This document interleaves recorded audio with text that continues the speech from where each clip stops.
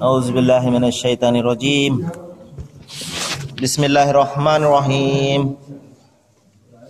Wa idh akhadna mitsaqa bani Israila la ta'buduna illa Allah wa bil walidaini ihsana wa zil qurba wal yatama wal masakin. Sadaqallahul azim. Rabbi shrah li sadri wa yassir li amri wahlul 'uqdatam min lisani yafqahu qawli. అనంత కరుణామయుడైన అల్లాహ్ శుభనామంతో ప్రారంభిస్తున్నాను. సోదరులారా, సోదరిమణులారా, అయ్యలారా, అమ్మలారా, అస్సలాము అలైకుం రహమతుల్లాహి వబరకాతుహు. సర్వ సృష్టికర్త అయినటువంటి దైవం మన అందరి జీవితాలలో శాంతిని మరియు సమాధానాన్ని, శుభాలను కురిపించునుగాక. ఇంతవరకు మీ ముందు మానవుల మార్గదర్శక గ్రంథం, దేవుని చివరి గ్రంథమైనటువంటి దివ్య ఖురాన్ 2వ అధ్యాయం 85వ వాక్యం యొక్క అరబ్బీ మూలంను మీ ముందు పట్టించడం జరిగింది. మనము గత కొన్ని రోజులుగా దైవం యొక్క హక్కు ఏమిటి, మన తల్లిదండ్రుల యొక్క హక్కు ఏమిటి, ఈ విషయాల గురించి మనం తెలుసుకున్నాము.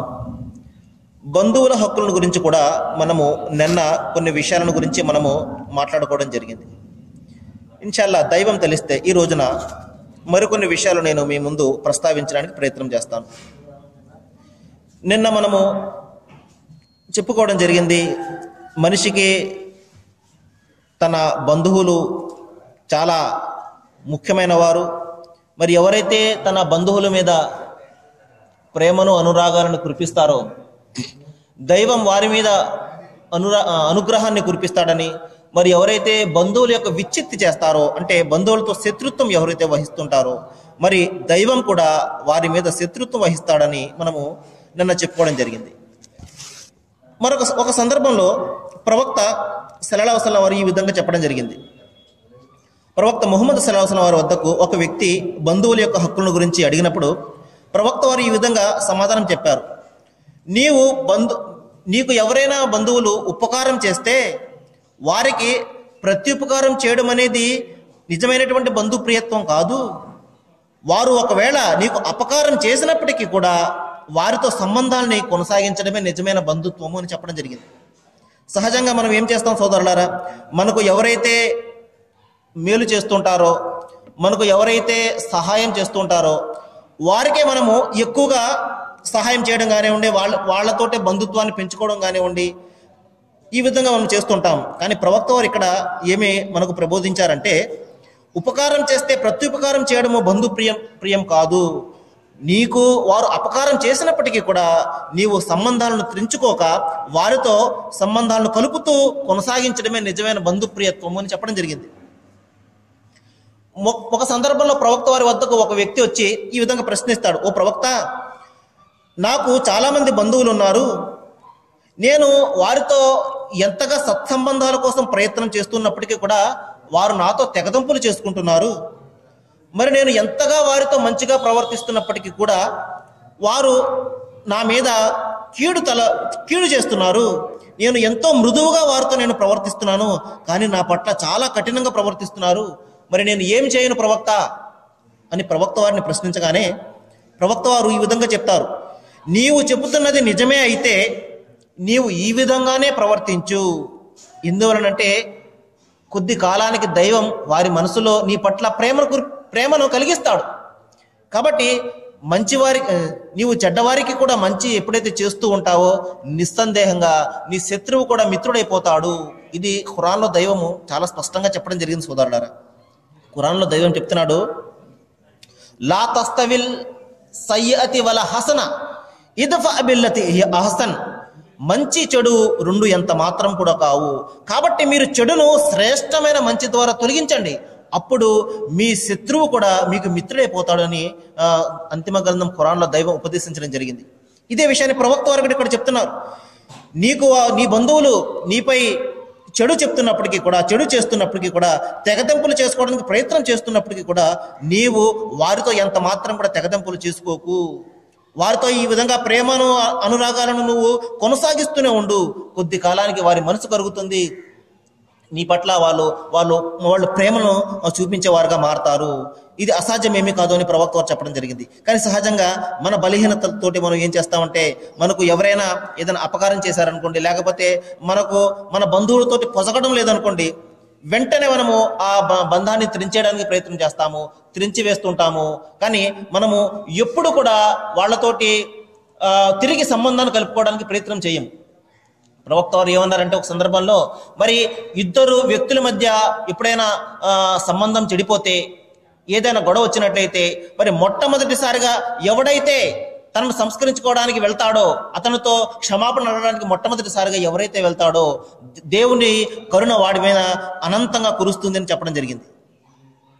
కాబట్టి సోదరులారా, ఇక్కడ మనము గుర్తించవలసిన విషయం ఏమిటంటే, చిన్న చిన్న కారణాలకు మనము మన బంధువుల పట్ల సంబంధాలను ఎంత మాత్రం కూడా తెంచుకోకూడదు. ఇంకా ప్రవక్త వారు చెప్పారు, నీకు నరకం నుండి రక్షించే ఒక ఆచరణ గురించి నేను చెప్తాను, వినండి. అది ఏమిటంటే, మీరు వేళ తప్పకుండా దేవుని ప్రార్థన చేయండి. ఇక మీ సంపదల నుండి ప్రజలకు ఖర్చు పెట్టండి. ఇక మూడోది ఏంటంటే, నీ బంధువుల పట్ల సత్సంబంధాలను మీరు కలిగి ఉండండి. చూడండి, నరకం నుండి రక్షించే అద్భుతమైనటువంటి ఆచరణలో ఒకటి ఏమిటంటే, బంధువుల పట్ల సత్సంబంధాలను, ప్రేమ బంధాలను మనం కలిగి ఉండడం. సరే సోదరులారా, ఇప్పుడు మనము ఇంకొక విషయాన్ని గురించి కూడా చెప్పుకోవడానికి ప్రయత్నం చేద్దాము. దైవం ఇక్కడ బంధువుల తర్వాత నిరుపేదలను, అనాథులను మీరు ఆదరించండి అని ఇక్కడ ఆజ్ఞాపించడం జరిగింది. ఇక్కడ మనము అనాథులు ఎవరు, నిరుపేదలు ఎవరు, ఈ విషయాల గురించి కూడా మనము కొంచెం స్పష్టంగా తెలుసుకోవడానికి ప్రయత్నం చేద్దాం. అనాథలు ఎవరంటే, ఎవరికైతే తల్లిదండ్రులు జీవించి ఉండరో, తండ్రి కానీ లేకపోతే తల్లి కానీ ఎవరికైతే జీవించి ఉండరో, మరి ఎవరికైతే ఏ ఆసరా ఉండదో, ఏ సహాయము, ఏ సహకారం లభించకుండా ఒంటరిగా ఉంటుంటారో, మరి అటువంటి వారిని అనాథులని మనము అంటుంటాము. మనం చూస్తుంటాం కదా, అనేకమైనటువంటి అనాథ శరణాలయాలు మన చుట్టూ మన ఊళ్ళల్లో ఉంటుంటాయి. మరి వారికి తండ్రి లేకుండా అనాథలుగా వారు ఉండడం మనం చూస్తూ ఉంటాం. చాలా మంది మన సోదరులు కూడా అనాథాశ్రమానికి వెళ్ళి పళ్ళు, ఈ విధంగా పాలు పంచిపెట్టడము, వారికి బట్టలు ఇవ్వడం మనం చూస్తూనే ఉంటాం. అయితే సోదరులారా, ప్రవక్త సల్లల్లాహు అలైహి వారు ఈ అనాథలను గురించి ఎంతగా తాపత్రయపడేవారంటే, ఎందువలనంటే ఆయన స్వయంగా ఒక అనాథ. ప్రవక్త సల్లల్లాహు అలైహి వారు ఆయన తల్లి కడుపులో ఉండగానే తన తండ్రిని కోల్పోయారు. ఆయన పుట్టకముందే తన తండ్రిని కోల్పోయినటువంటి అనాథ, ఇక పుట్టిన తర్వాత 6 ఏండ్లకు, ఆ చిన్నారి 6 ఏండ్ల వయసులోనే తన తల్లిని కూడా కోల్పోయినటువంటి ఒక అనాథ, పూర్తి అనాథ. అందువలననే సమాజంలోని అనాథల పట్ల ఆయన అమితమైనటువంటి ప్రేమను కురిపించేవారు. ఎందువలనంటే ఒక అనాథ కాబట్టి ఆ అనాథల యొక్క బాధ, వారి యొక్క హృదయ స్పందన ఒక అనాథకే బాగా తెలుస్తుంది. కాబట్టి ప్రవక్త సల్లల్లాహు అలైహి వారు అనునిత్యం కూడా అనాథల గురించి పరితపించేవారు. మీరు జాగ్రత్త సుమా, మీ చుట్టూ ఉన్న ప్రపంచంలో అనాథలుగానే ఉన్నట్టయితే మీరు వారిని ఎంతగానో ఆదరించండి అని చాలా ఎక్కువగా తాకీదు చేసేవారు.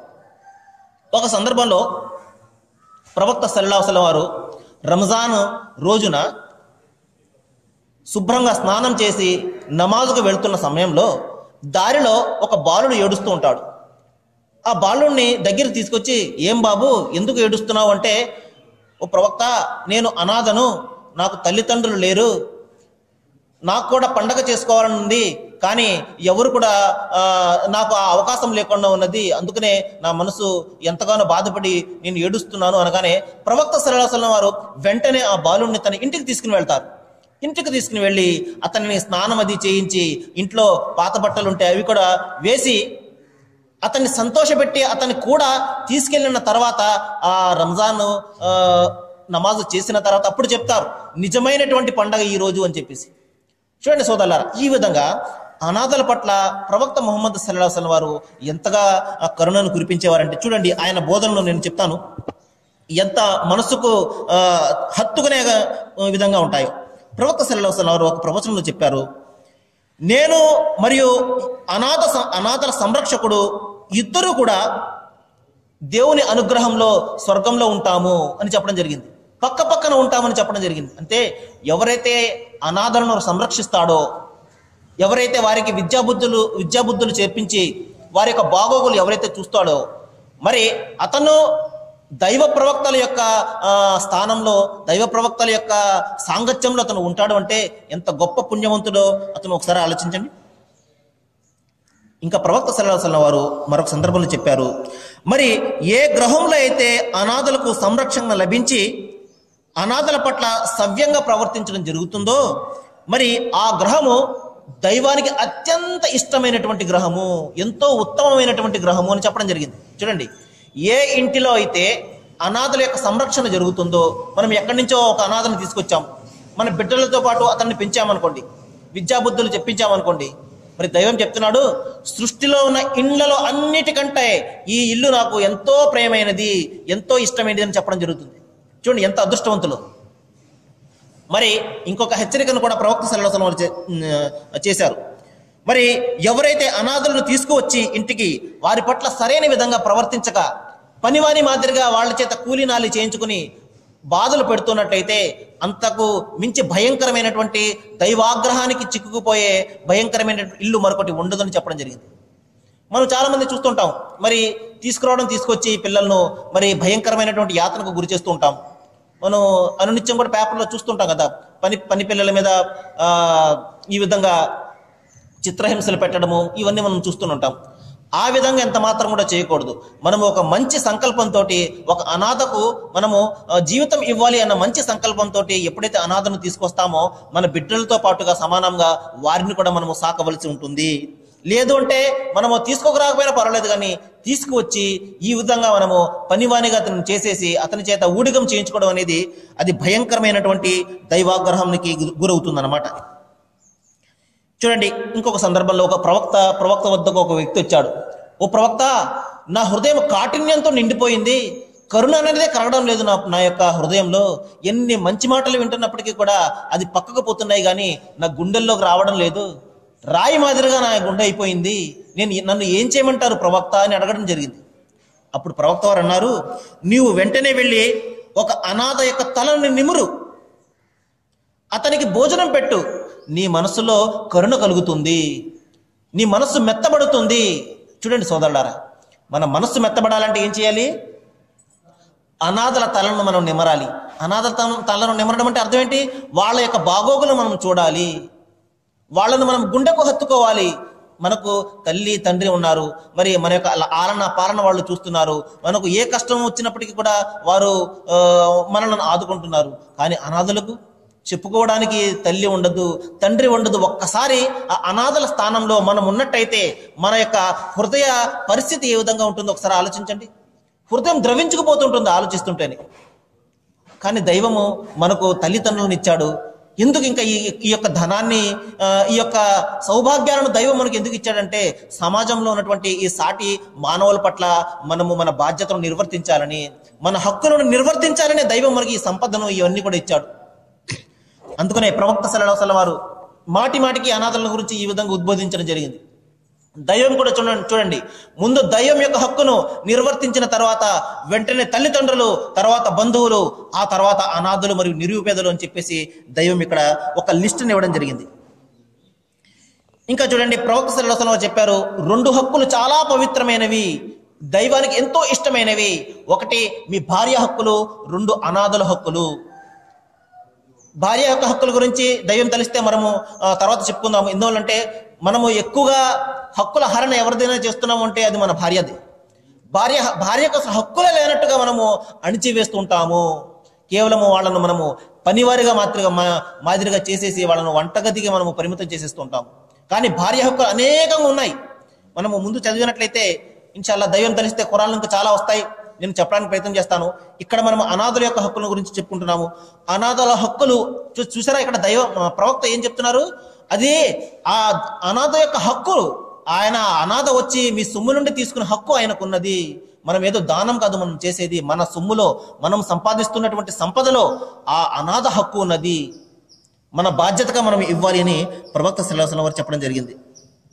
మరి ఇంకొక సందర్భంలో చెప్పారు ప్రవక్త వారు, మరి ఎవరైతే దైవం యొక్క ప్రసన్నత కోసము, దైవం ఈ పనికి సంతోషపడాలి, మరణం తర్వాత నాకు మంచి ప్రతిఫలాన్ని ప్రసాదించాలి అన్న కోరికతోటి ఎవరైతే ఒక అనాథ బాలుని తీసుకొచ్చి అతని తలను నిమురుతాడో, అతని యొక్క ఆలనా పాలన చూస్తాడో, అతని బాగోగులు ఎవరైతే చూస్తారో, మరి అతని కర్మల చిట్టాలో మరి అతని ఆ అనాథ వ్యక్తి యొక్క తలపై ఉన్న వెంట్రుకలకు సమానంగా దైవము పుణ్యాలను ప్రసాదిస్తాడు అని చెప్పడం జరిగింది. అంటే ఇది కేవలం ఒక కొలబద్ద మాత్రమే. దైవం వద్ద ఇంతే ఇస్తాడు ఏంటండి, ఇంకా ఇంతకు మించి ఇవ్వడా అని అర్థం కాదు సోదరులారా. ఇది దైవము మనకు ఒక ఎంకరేజ్మెంట్గా, ఒక ప్రోత్సాహంగా చెప్తున్న మాటలే. ఆయన అనంతమైనటువంటి ఆ నిధులు గలవాడు, ఆయన వద్ద కొరత అనేది ఏది కూడా లేదు. ఇక్కడ దైవము తన ప్రవక్త ద్వారా ఎందుకు ఈ విధంగా ఒక కొలమానంగా, ఒక కొలబద్ధత ఎందుకు ఇస్తున్నాడంటే మనకు ఒక ఐడియా రావడం కోసం మాత్రమే.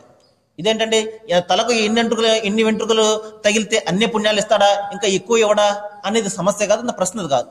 దైవము ఇక్కడ తన ప్రవక్త ద్వారా ఏమి చెప్పిస్తున్నాడు అంటే, ఎవరైతే అనాథ వ్యక్తిని తీసుకొచ్చి అతని ఆలనా పాలన చూస్తాడో మరి అతనికి అనేకమైనటువంటి పుణ్యాలను దైవం ప్రసాదిస్తాడు. ప్రపంచంలో కూడా సంపదలో వృద్ధిని కలిగిస్తాడు.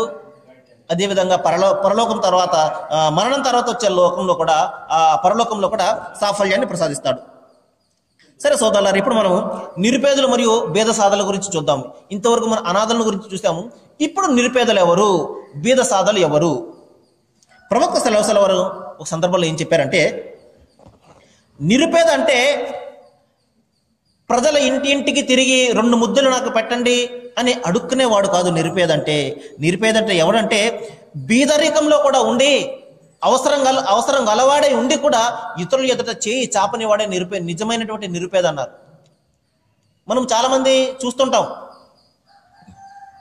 కేవలము ఈ భిక్షాటన అనేది కేవలం ఒక వృత్తిగా చేసుకుని అడుక్కోవడము, అదేవిధంగా దైవాన్ని ఉపయోగించుకుని భిక్షాటన చేయడము మనము అనునిత్యం కూడా చూసే సంఘటనలు ఇవన్నీ కూడా. నిజంగా అతనికి అవసరం ఉండి మనల్ని అడిగాడు అనుకోండి, ఇవ్వాలని చాలా మందికి కూడా కోరిక కలుగుతుంది. కానీ ఏమాత్రం అవసరం లేకుండా దైవాన్ని అడ్డం పెట్టుకుని ఈ రోజున భిక్షాటన చేస్తుంటారు. మరి ఇటువంటి వారిని గురించే ప్రవక్త సల్లల్లాహు అలైహి వసల్లం చెప్పారు, మరి ఇంటింటికి తిరిగి 2 ముద్దలు అడుక్కునేవాడు నిజమైన బీద కాదు. నిజమైన బీద ఎవరు అంటే నిజంగా అవసరం గలవాళ్ళే ఉండి, తినడానికి తిండి లేక, ఉండడానికి ఇల్లు లేక ఉన్నప్పటికీ కూడా, ఎంతో అవసరంలో ఉన్నప్పటికీ కూడా ఇతరుల ముందు చేయి చాచని వాడే నిజమైనటువంటి బీద అని ప్రవక్త సల్లల్లాహు అలైహి వసల్లం చెప్పడం జరిగింది. మరంతే చూడండి, ఒక సందర్భంలో ప్రవక్త ముహమ్మద్ సల్లల్లాహు అలైహి వసల్లం వారు మక్కా నగరంలో సందేశం ఇస్తున్నప్పుడు అందులో అక్కడ ఉన్నటువంటి ఉన్నతమైనటువంటి కుటుంబీకులు, మంచి డబ్బు దర్పం గలవారు, వారందరూ వచ్చి ఈ విధంగా అనేవారు, ఓ ప్రవక్త ముహమ్మద్, నీ చుట్టూ బీదలు చాలా మంది ఉంటున్నారు, మేమేమో డబ్బున్న వాళ్ళము, మేము వాళ్ళతో పాటు కూర్చోవడం మాకు తగినది కాదు. ఒకవేళ నువ్వు ఈ బీదలను నీ నుండి దూరంగా పంపించి వేస్తే అప్పుడు మేము వచ్చి నీ వద్ద కూర్చొని నీ సందేశం వింటాము, మరి చూసుకో, మరి ఛాన్స్ నీది అని చెప్పేసి అడిగినప్పుడు వెంటనే ప్రవక్త సల్లల్లాహు అలైహి వసల్లం వారు ఈ విధంగా చెప్తారు, మనకు మన సమాజంలో, మన ప్రపంచంలో దైవం యొక్క అనుగ్రహాలు ఏదైనా కురుస్తున్నాయి అంటే అది బీదల కారణంగానే ప్రవక్త వారు చెప్పడం జరిగింది. ఎందువలనంటే బీదలకు సహాయం చేయడం వలనే మనిషి తన పుణ్యాన్ని పెంచుకుంటాడు. బీదలే లేరనుకోండి, మనిషి పుణ్యకార్యాలను చేసే అవకాశం ఎక్కడ ఉంటుంది? చూడండి, వాళ్ళ ద్వారా దైవం మనకు పుణ్యాలను ప్రసాదిస్తున్నాడు. ఇప్పుడు మన సంపద సంపాదించుకుంటామండి, లక్షలు సంపాదించుకుంటాం. మనం ఏమైనా కూడా తీసుకెళ్తామా? అవి మనతో పాటు ఏమైనా తీసుకెళ్తామా? మన ఇంటిలోనే ఉండిపోతాయి. చూడండి ఎంత భయంకరమైనటువంటి పరిస్థితులు వస్తాయంటే, ఎన్నో లక్షలు కోట్లు ఖర్చు పెట్టి మనము ఇంటిని నిర్మిస్తాం. ఇంకా రేపు ఇంటి ప్రవేశం అనగా ఈ రోజు చనిపోయాడు అనుకోండి, కనీస శవాన్ని కూడా ఆ కొత్త ఇంటిలోకి పెట్టరు. అంత భయంకరమైనటువంటి పరిస్థితులు ఉంటాయి. మనం ఏమైనా మనం కూడా తీసుకెళ్ళే ఏ పరిస్థితి కూడా లేదు ఇక్కడ. కాబట్టి సోదరులారా, దైవం ఇక్కడ ప్రవక్త వారు వద్దకు వచ్చి, నీవు ఈ బీదలను పంపించి వేసినట్లయితే మేము నీ సందేశాన్ని వింటాము అనగానే ప్రవక్త వారు చెప్పారు, ఈ బీదల కారణంగానే దైవం మన సంపదల శుభాలను ప్రసాదిస్తున్నాడు. ఎందువల్లంటే మనం ₹1 ఖర్చు పెడితే అది తరిగిపోదండి, వెంటనే దాని స్థానంలో దైవం ఇంకొక ₹2 ఇస్తాడు. మనము మంచి సంకల్పంతో పేదలకు సహాయం చేయాలనే సంకల్పంతో మనము ఎంత ఖర్చు చేస్తే మన సంపద అంతగా వృద్ధి చెందుతుంది తప్ప అది అంత మాత్రం కూడా తరగదు. దైవము మన యొక్క సంకల్పాలను చూస్తాడు. నేను ఇచ్చిన ధనాన్ని, నేను ఇచ్చిన ఈ యొక్క సంపదను దైవ మార్గంలో ఖర్చు చేస్తున్నాడా లేదా అన్నదే ఇక్కడ పరీక్ష అన్నమాట. అప్పుడు ప్రవక్త వారు ఈ విధంగా ప్రార్థించారు, ఓ దేవా, నన్ను పేదలలోనే నువ్వు ఉంచు, పేదల నుండి నన్ను బయటికి తీయి. ఎందువలనంటే పేదలు అందరికంటే ముందు స్వర్గానికి వెళ్తారు. నేను స్వర్గంలో చూశాను, అందరికంటే ఎక్కువగా బీదలే సాధలే స్వర్గంలో ఉన్నారు అని ప్రవక్త వారు చెప్పడం జరిగింది. కాబట్టి సోదరులారా, ఇంకొక విషయాన్ని చెప్పి నేను ముగించడానికి ప్రయత్నం చేస్తాను. మనము సహజంగా విందు భోజనాల్లో ఎక్కువగా బాగా స్థాయి గలవారిని, బాగా డబ్బున్న వారిని పిలుస్తుంటాం. కానీ ప్రవక్త సల్లల్లాహు అలైహి వసల్లం వారు ఏం బోధించారంటే, మరి బీదలను పిలవకుండా ధనికులకు మాత్రమే ఆహ్వానిస్తే అది నిజమైనటువంటి విందు కాదు, అది దైవం వద్ద అంగీకరింపబడే విందు కాదు అని చెప్పడం జరిగింది. కాబట్టి మన విందు భోజనాల్లో బీద సాధలకు కూడా మనము వాటాను ఇవ్వాలి, వారి యొక్క హక్కు. వారిని చూడండి, మనం ఎవరైనా ఏదైనా అన్నం కోసం ఎవరైనా వస్తున్నప్పటికీ కూడా కొట్టివేసి తరిమేస్తాం వాళ్ళని. కానీ ప్రవక్త వారు చెప్పారు, బీద సాధలకు చోటు లేనటువంటి విందు అసలు విందే కాదు, అది దైవం వద్ద. మరి చెప్పుకోవచ్చు, మనం చాలా గొప్పగా చేశాడు, అన్ని ఐటమ్స్ పెట్టాడు, ఆ విధంగా చాలా భారీగా చేశాడని ప్రజలు చెప్పుకుంటారు. కానీ ఎప్పుడైతే ఆ అన్నం అరిగిపోతుందో, అరిగిపోయి బయటకు పోతుందో అప్పుడే మర్చిపోతారు తప్పించి అది అంత మాత్రం కూడా గుర్తుంచుకునేది కాదు. కానీ దైవం వద్ద గుర్తింపబడే నిజమైన విందు ఏంటంటే, ఆ విందులో సాటి బీద సాధలకు, మన సమాజంలోని బీద సాధలకు మనము చోటు ఇచ్చినట్లయితే మన మనసు కూడా తృప్తి కలుగుతుంది, దైవం వద్ద కూడా అది అంగీకరింపబడుతుంది. నేను దైవాన్ని ప్రార్థిస్తున్నాను సోదరులారా, మరి ఏ విషయాలైతే నేను మీ ముందు ప్రస్తావిస్తున్నానో వీటి పట్ల మనం ఆలోచన చేయాలని. ఇంకొక విషయం ఏంటంటే, ఈ రోజున శుక్రవారము 9 నుండి 9:30 వరకు సిసిసి ఛానల్లో ప్రోగ్రాం ఒకటి వస్తుంది. మరి ఈ నెల రబీఉల్ అవ్వల్ అనే నెల, అంటే మన అందరి ప్రవక్త, మహాప్రవక్త, మానవాళికి అనేకమైనటువంటి మేళ్లను చేసినటువంటి మహాప్రవక్త ముహమ్మద్ సల్లల్లాహు అలైహి వసల్లం వారి యొక్క జన్మదినము ఈ నెలలో జరిగింది. కాబట్టి ఈ నెలంతా కూడా ప్రవక్త వారి గురించి, ఆయన గుణగణాలను గురించి, ఆయన సమాజానికి, మానవాళికి చేసినటువంటి మేళ్లను గురించి ప్రోగ్రామ్స్ సిసిసి ఛానల్లో ఇవ్వడం జరిగింది. ఈ రోజు కూడా ఆ అంశానికి సంబంధించినటువంటి ప్రోగ్రామే రాబోతున్నది. మీ అమూల్యమైనటువంటి సమయాన్ని కొద్దిసేపు కేటాయించండి. ప్రవక్త వారి పట్ల ఉన్నటువంటి అపోహలు కానివ్వండి, అపార్థాలు కానివ్వండి, ఇవన్నీ కూడా తొలగిపోయే అవకాశం ఉన్నది. ప్రవక్త వారి జీవితాన్ని మీరు ఇంకా చదివే అవకాశం ఉన్నది. ఎందువలనంటే మనందరికీ కూడా ఆయన ప్రవక్తగా వచ్చారు. ముస్లింలకు, అరబ్బులకు ఆయన ప్రవక్తగా రాలేదు, సర్వ మానవాళి కోసము ఆయన ప్రవక్తగా రావడం జరిగింది. నేను దైవాన్ని ప్రార్థిస్తున్నాను, దైవం మనందరికీ కూడా మంచిని చేయగాక, మనందరి యొక్క మనసులను కలిపి మన అందరం కూడా కలిసి ఏకదైవారాధన చేసేలాగా, ఆ సృష్టికర్త అయినటువంటి ఆ ప్రభు అనుగ్రహానికి పాత్రలు అయ్యేలాగా మనందరినీ కూడా అల్లాహ్ క్షమించాలని, మన మనసులందరినీ కూడా కలిపి మన అందరం కూడా సుఖంగా, శాంతిగా ఉండేలాగా దైవం మనందరినీ దీవించాలని నేను వేడుకుంటూ ముగిస్తున్నాను. వాఖిరు దవానా అనిల్ హమ్దులిల్లాహి రబ్బిల్ ఆలమీన్. ఏదండి చెప్పాను, 9:30.